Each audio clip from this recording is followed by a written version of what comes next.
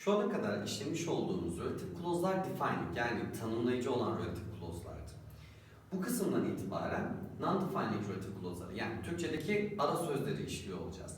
Aslında bakıldığında non-defining relative clause'un kuralları defining relative clause'dakilerden çok da farklı değildir. Burada ise bilmemiz gereken birkaç nokta vardır. Öncelikle zaten bilinen bir ismi tanımlamak veya o kişi ya da varlık hakkında fazladan bilgi vermek için non-defining relative clause'u kullanırız. Bunlar aslında bir nevi ara sözde denilebilir. Türkçe'de ara sözler genellikle iki tire işareti arasında gösterilirken İngilizce'de ara söz iki virgül arasında anlatılır. Non-defining relative clause gerektiren isimler temelde iki grup altında incelenilir. Bunlar özel isimler veyahut da genel isimler olarak gruplandırılabilir. Özel isimler adı üzerinde Christine Lagarde veyahut da Fatih Sultan Mehmet veyahut da Barack Obama veyahut da Mustafa Kemal Atatürk gibi herhangi bir özel isim olabilir.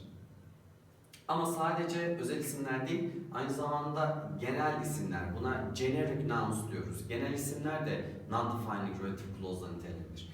Bunların nedeni zaten bilinen bir isim oldukları için bunları cümleden yani relative clause'u cümleden çıkardığımızda ekstra başka birini olduğunu düşünmememizdir. Mesela Fransa'nın ilk kadın Maliye ve Ekonomi Bakanı olan Christine Lagarde ifadesinde Fransa'nın ilk kadın bakanı kısmını cümleden atsak Christine Lagarde başka bir Christine Lagarde olmaz. Dolayısıyla bu sadece bu kişi hakkında muhtemelen bilmiyor olabilirsiniz. Eğer bilmiyorsanız da bir tanıtalım diyerekten verilmiş bir ara sözdür. Ama bunu aynı zamanda genel isimler için de yapılabilirsiniz. Bu genel isimlerin içerisine göğüs kanseri veya örneğimizde olduğu gibi D vitamini veyahut da doğalgaz, petrol, süt, su gibi genel isimleri de verebiliriz. Eğer herkes tarafından bilinen bu genel isimleri de tanımlamak istiyorsak o zaman yine non-defining relative clause'ları kullanabiliriz. Non-defining relative clause kullanmak demek bir şekilde tanımladığımız ismin devamına virgül konulması demektir. Onun dışındaki kurallar bundan önceki non-defining relative clause'dakilerle hemen hemen aynıdır. Sadece birkaç nokta vardır bilmemiz gereken ve şimdi onlara değinelim. Non-defining relative clause'larda that, why ya da boş küme kullanılmaz. Yani virgülün olduğu durumlarda boşluktan önce hemen virgül varsa that, why ya da boşluğu kullanamıyoruz. Relative pronoun olarak sadece insanlar için whom, cansız varlıklar için sadece which, aitlik ifade eden isimler için whose ya da of which, yer ismini ifade ediyorsak where ve zamanı nitelemek istiyorsak when kullanabiliriz. Bu relative pronounların non-defining relative clause'lardaki kullanımı defining relative clause'dakilerden farklı değildir. Aynı kurallar bu relative clause türünde de geçerlidir. Burası aslında önemli bir paragraf. Çünkü özellikle ilk satırdaki eğer virgül varsa that, why ya da boş kümenin kullanılmaması özellikle sorularda bizim için önemli. Biliyoruz ki that'i aslında birçok yerde kullanabiliyoruz. Cansız varlıklarda which'in yerine, insanların yerine, who'nun yerine veyahut da yer isimlerinde ya da zaman isimlerinde kullanılabilir. Hatta nesne durumunda yani boşluktan sonra subject verb'ün geldiği durumlarda da yine insanlar için who'un yerine that, cansız varlıklar için de which'in yerine that kullanılabiliyordu. Ama boşluktan önce virgül varsa burada that'in kullanılamaması aslında bizim aşağıdaki seçeneklerde seçme ihtimalimizi daraltmış olur ve bu açıdan da iyidir. Burada öncelikle özne durumuyla başlayabiliriz. Az önce de belirttiğimiz gibi buradaki kurallar defining'deki relative clause'lardan çok da farklı değil.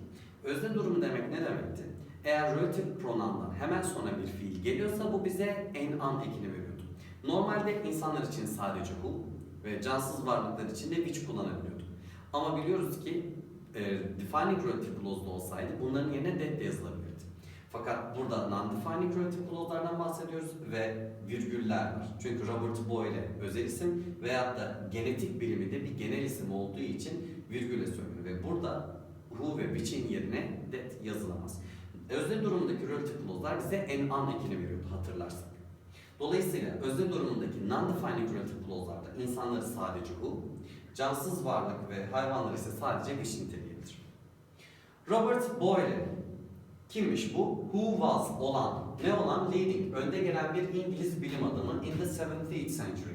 17. yüzyılda önde gelen bir İngiliz bilim adamı olan Robert Boyle had a great influence. Büyük bir etkisi olmuştu on üzerinde. Burada influence on'un altını çizip onu yuvarlak içerisine alıp ön ismimizi ekleyebiliriz. Influence on etki. Bir şeyin bir şey üzerindeki etkisi demek. Peki neyin üzerine büyük bir etkisi olmuştur? The development, gelişimi üzerinde of neyin? Science, bilimin neredeki? Avrupa'daki.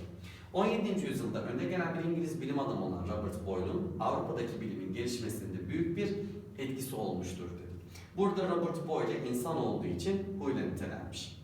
Burada virgül olduğu için that yazılamazdı. Peki niye virgül var? Çünkü Robert Boyle bir özel isim. Genetics, genetik bilim. Hangi genetik bilim? Which began, başlayan. With, neyle başlayan? Experiments, deneyleri of Gregor Mendel in 1865. 1865'te Gregor Mendel'in deneyleriyle başlayan genetik bilimi is the study of, neyi inceler? Mekanizmalarını of the hereditary, kalıtımsal process, sürecin mekanizmalarını inceler demiş. Burada genetik bilimi cansız varlık olduğu için which nitelenmiş. Genel isim olduğu için de virgül var. Peki niye en an dedik? Çünkü bu relative clause direkt began diyerek fiille başlamış.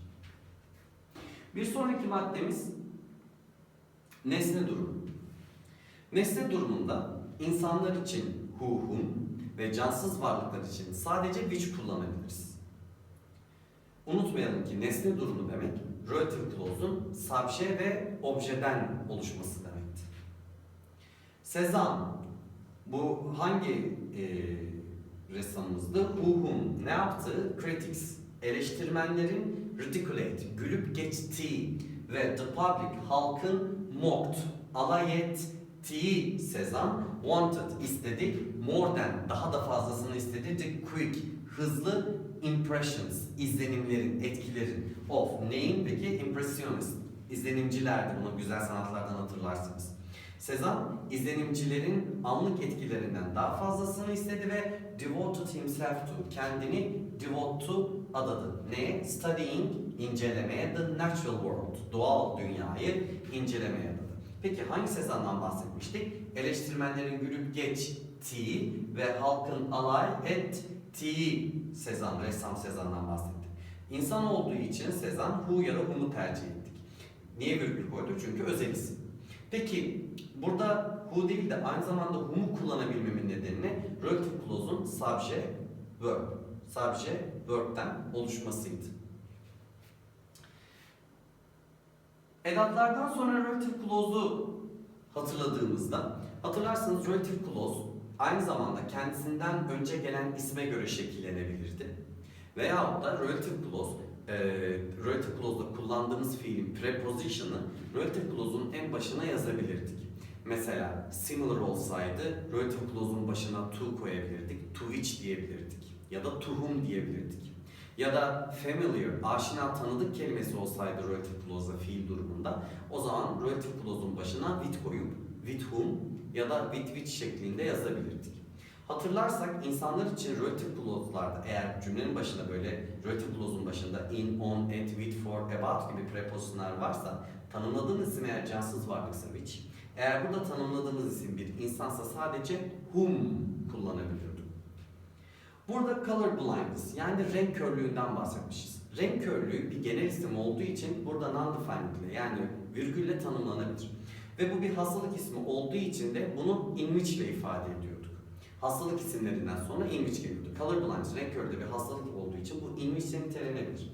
In which ne olduğu? A person, bir kişinin cannot detect, seçemediği, ayırt edemediği all colors, tüm renkleri. Bir kişinin tüm renkleri ayırt edemediği, seçemediği renk körlüğü is a genetik yolla transmitted, aktarılan, geçen bir condition, durumdur demiş. Burada the diye ki vermemizin nedeni relative clause'da a person subject cannot detect'in verb olması. Ve virgül koymamızın nedeni de renk körlüğünün bir genel isim olmasıydı. In which koymamızın nedeni de color blindness, renk körlüğün bir hastalık ismi olmasından kaynaklanıyor.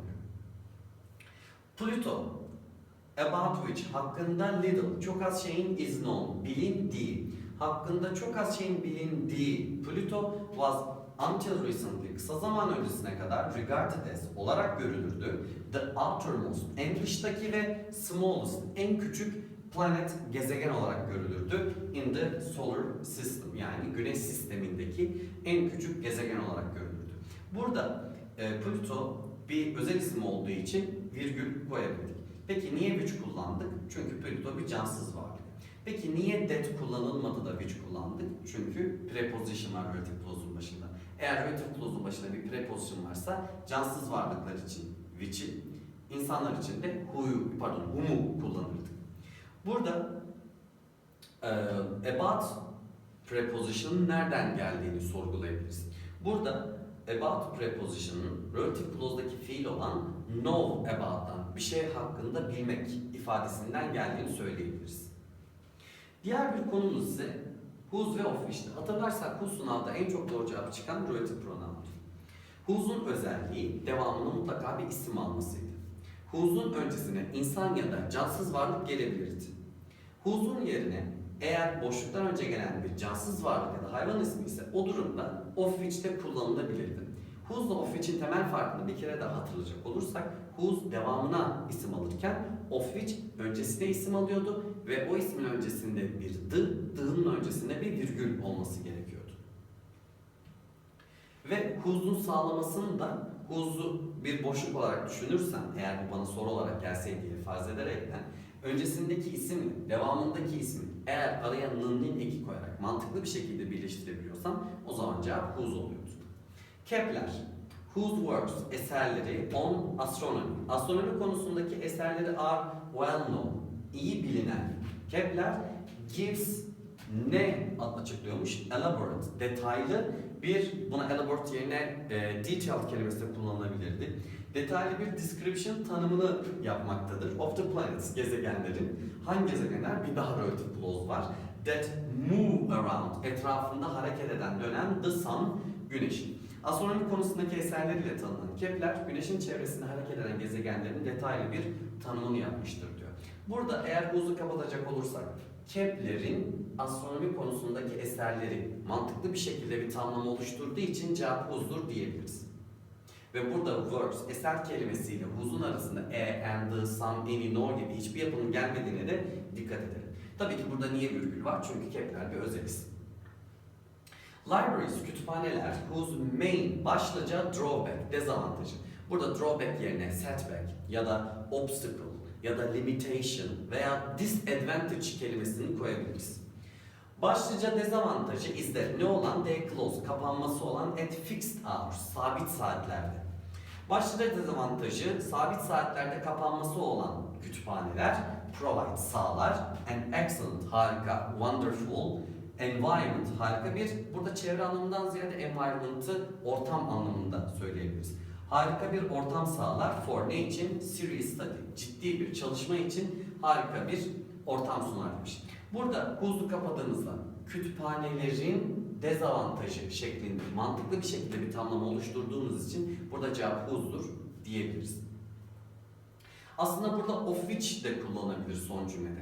Ama şu sınavda daha öncesinden söylediğimiz gibi çok da karşınıza çıkan bir yapı değildir. Eğer of which de söylenseydi burası şöyle olabilirdi. Libraries, virgül, bunu başa alırdım. The main drawback diyeyim. Daha sonrasında of which'i devamına yazardım. Yani libraries, virgül, the main drawback of which is that they close at fixed hours, provide an excellent environment for serious study diye söylenebilirdi. Ama dediğimiz gibi bu ender bir kalıp olduğu için çok da fazla üzerine durmaya gerek yok. Peki burada niye virgül kullandık? Çünkü kütüphaneler bir genel isim. Peki yerleri nasıl tanımlarız non-defined relative clause'larda? Tabii ki where'le tanımlarız. Unutmayalım ki where yerine her koşulda inmişte yazılabilir. O yüzden ilk cümlede desert, çöller kelimesini tanımlarken sadece where değil, aynı zamanda in which kelimesini kullanılacağını da not alabiliriz. Desert, çöller, genel isim olduğu için burada bir virgül kullanılmış. Yani özel isim olduğu için değil, bir genel isim olduğu için virgül var burada. Ne oldu? Almost, neredeyse, nearly, neredeyse no, hiçbir rainfall, yağışın ya da little or no, hiç Çok az ya da hiçbir vegetation, çevre kelimelerinden hatırlayalım bunu, bitki örtüsü anlamında. Hemen hemen hiç yağışın olmadığı, çok az ya da hiçbir bitki örtüsünün bulunmadığı çöller nedir? Vast, geniş, barren, çorak, rocky, rock, kaya kelimesinden sonra y gelerek sıfat türetmişiz. Rocky, kayalık ve yine aynı şekilde sand, kum ve y gelerek onu sıfat yapmış ve sandy, kumlu, waste. Waste'i daha çok israf etmek, boşa harcamak veyahut da atık diyebiliyoruz. Ama waste'in burada ikinci, üçüncü anlamını görüyorsunuz. O da ıssız alan, izbe yer anlamında kullanılmış. Yani hemen hemen hiç yağmurun yağmadığı ve çok az ya da hiçbir bitki örtüsünün olmadığı çöller geniş, çorak, kayalık ve kumlu ıssız alanlardır demiş. Burada ver yerine ilginç yazabildiğini söyledi. Verin kullanılmasının diğer şartı ise devamına subject verb gelmesi ki ve deriz diyerekten der, is diyerek subject verb gelmiş. Ama bir yer isminin olması sadece orada ver kullanmak için ya da ilginç kullanmak için yeterli değil. Eğer relative clause fiille başlıyorsa ve öncesindeki kelime yerse bu durumda which kullanabiliriz. Ver kullanamayız. The most, en prominent, important, significant, önemli anlamında. En önemli, en mühim, ancient, eski, monument, bunu arkeolojik kelimesini hatırlamamız lazım, anıt anlamında. İzmir'deki en önemli antik dönemden kalma anıt is the ruins, bu da yine arkeolojik kelimelerinden. Şu anda harabe halindeki mahvolmuş fortress kaledir. Ne kaledir? Kadife kaledir. Peki hangi kadife kale? Which was, olan, originally, başlangıçta, the Acropolis, üst şehri olan of the Hellenistic City, Helenistik şehrin üst kısmı, üst şehri olan Kadife Kale'dir demiş. Burada olan diye çevirdik çünkü which'ten sonra hemen sonra fiil geldi ve fiil olduğu durumlarda direkt en an ekini veriyoruz. Peki niye virgül var? Çünkü Kadife Kale bir yer ismidir. Özel isim. Özel isim olduğu için de bir virgül kullanılmış. Burada mesela ver ya da ilmiç kullanamazdık. Bunun az önce de belirttiğimiz gibi temel nedeni buranın cümle değil sadece verb, fiille başlamasıydı. Daha sonrasında when'e geliyoruz. When hatırlarsak zamanı nitelemek için kullanıyordu ve özelliği devamına bir zaman kelimesi alıp devamına da subject verb almasıydı. When devamına verb direkt fiil alamaz. Sadece subject verb alabilir. In the 5th century BC, milattan önce 5. yüzyılda when ne oldu? All citizens, bütün vatandaşların native to, yerlisi olan Athens, Atina'nın yerlisi olan tüm vatandaşların could ne yapabildiği both and hem oy verdiği hem de speak konuşabildiği in a government bir hükümet assembly, bunu siyasetten hatırlamanız lazım, meclis anlamındaydı değil mi? Atina'nın yerlisi olan tüm vatandaşların bir hükümet meclisinde hem oy verip hem de konuşabildiği milattan önce 5. yüzyılda doğrudan demokrasi sistemi was feasible, uygulanabilirdi. Çünkü Atina küçük bir community, society, toplumdu, topluluktu demiş. Burada beni kullanmanızın nedeni yüzyıl isminin zaman ifade etmesi ve devamında all citizens native to Athens subject could vote ve speak de verb olmasıdır. Peki niye burada virgül kullandım? Çünkü milattan önce 5. yüzyıl özel bir yıl ismi, zaman ismi olduğu için virgül almış. Eğer sadece century, yüzyıl kelimesi söyleyip geçseydi o zaman bu cins isim olarak kabul edilip defining yani virgülsüz kullanılırdı.